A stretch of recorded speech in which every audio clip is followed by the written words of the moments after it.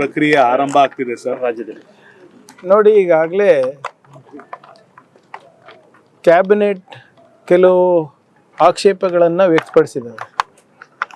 8 ಆಕ್ಷೇಪಣೆಗಳನ್ನು ನಾವು ಲಿಖಿತ ಮೂಲಕ ಚೀಫ್ ಎಲೆಕ್ಷನ್ ಕಮಿಷನರಿಗೆ ಕೂಡ ಹೋಗಿ ಸಬ್ಮಿಟ್ ಮಾಡಿದ್ದೇವೆ.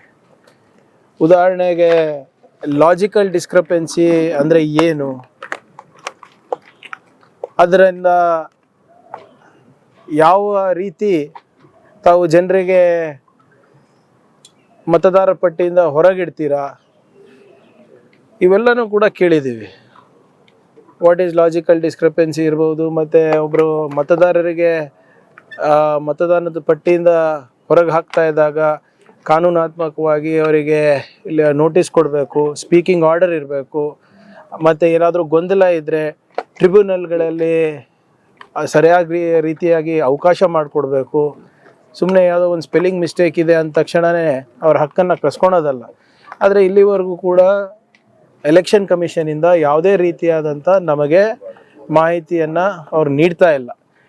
ಏನು ನಾವು ಕೇಂದ್ರ ಆಯೋಗಕ್ಕೆ ನಮ್ಮ ಕ್ಯಾಬಿನೆಟ್ ಡಿಸಿಷನ್ಸನ್ನು ತಿಳಿಸಿದ್ದೀವಿ, ಅದನ್ನೇ ನಾವು ಇಲ್ಲಿ ಕರ್ನಾಟಕ CEO ಕೂಡ ಕೊಟ್ಟಿದ್ದೀವಿ. ಆದರೆ ಅಲ್ಲೂ ಕೂಡ ಯಾವುದೇ ರೀತಿಯಾದಂಥ ಉತ್ತರ ಸಿಕ್ಕಿಲ್ಲ. ನಾವು SIR ಮಾಡಬೇಡಿ ಅಂತ ಹೇಳ್ತಾ ಇಲ್ಲ. Voter roll revision is compulsory and it is the right of the election commission. ಆಮೇಲೆ ಅದಕ್ಕಿಂತ ಮುಖ್ಯವಾಗಿ ಒಂದು ಉತ್ತಮವಾದಂಥ ಮತ್ತು ಹೈಜೀನಿಕ್ ವೋಟರ್ ಲಿಸ್ಟ್ ಕೊಡೋದು ಅವ್ರ ಜವಾಬ್ದಾರಿ. ಆದರೆ ತಮಿಳ್ನಾಡು ಇರ್ಬೋದು, ಕೇರಳ ಇರ್ಬೋದು, ವೆಸ್ಟ್ ಬೆಂಗಾಲಲ್ಲಿ ಇರ್ಬೋದು, ಯಾವ ರೀತಿ SIR ನಡೆದಿದೆ ಅಂದರೆ ಬಡವರಿಗೆ ಅವರ ಹಕ್ಕಿಂದ ವಂಚನೆ ಮಾಡುವಂಥ ರೀತಿಯಲ್ಲಿ ನಡೆದಿದೆ. ಸೊ ಆದ್ದರಿಂದ ನೀವು SIR ಪ್ರಾರಂಭ ಮಾಡೋದಕ್ಕಿಂತ ಮುಂಚೆ ನಮ್ಮ ಪ್ರಶ್ನೆಗಳಿಗೆ ಉತ್ತರ ಕೊಡಿ ಅಂತ ಕೇಳಿರೋದು. ಆದರೆ ಇನ್ನೂ ಯಾವುದೂ ಉತ್ತರ ಬಂದಿಲ್ಲ. ಇವತ್ತು ನೋಡೋಣ ಏನು ಮಾಡ್ಬೋದು ಅಂತ ಮಾನ್ಯ ಮುಖ್ಯಮಂತ್ರಿಗಳಿಗೆ ಕೇಳಿ ನಾವು ಮುಂದಿನ ಕ್ರಮವನ್ನು ನಾವು ತಗೋತೀವಿ. ಏನಾದರೂ ಹೋರಾಟ ಇರುತ್ತೆ ಸರ್? ನೋಡಿ, ಪಕ್ಷಕ್ಕಿಂತ ಫಸ್ಟು ನಾವು ಏನು ಜಾಗೃತಿ ಅಭಿಯಾನವನ್ನು ನಡೆಸಬೇಕು, ಅದನ್ನು ನಾವು ಮಾಡ್ತಾ ಇದ್ದೀವಿ. ಆದರೆ ಕಾನೂನಾತ್ಮಕವಾಗೂ ಕೂಡ ಇದನ್ನು ನಾವು ಪರಿಗಣಿಸಬೇಕಾಗ್ತದೆ.